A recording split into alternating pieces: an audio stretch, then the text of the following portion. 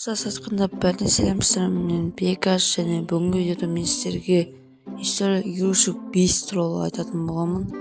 Осыдан кеше мен осы фильмді кинотеатрға барып көрген болатынмын и маған қатты ұнады.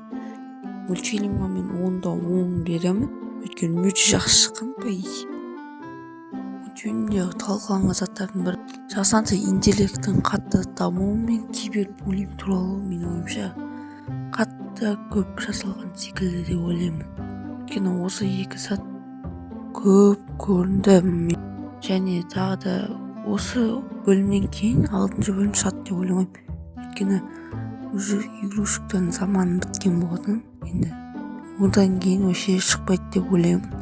Қысқаша фильм туралы айтатын болсам, фильмде Бонни дейтін қыз, яғни айтқанда алдыңғы бөлімдердегі Бонни өз кезегінде өзіне жаңа дос тапқысы келеді, и Джесси оған көмектесуді шешіп, олар қайтадан бірігіп, сөйтіп Бонни өзіне Блейз дейтін дос қыз табады.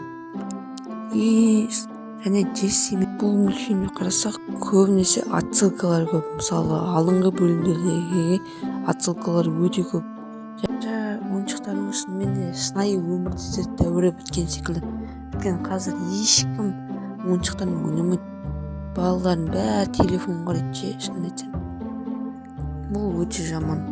Өз басым мен де телефон қараймын. Бұрындары мен де ойыншық ойнайтын едім, бірақ ол ойыншықтардың бәрі жалып.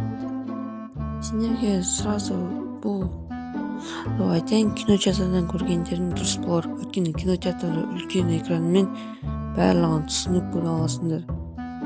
Ал былай сендерге қысқаша айтып бергенді қаласаңдар, ондай болса бұл видеоға 10 лайк және 2000 просмотр жинап тастауларыңды өтінемін. Болған мен Бекаш, және сау болыңыздар.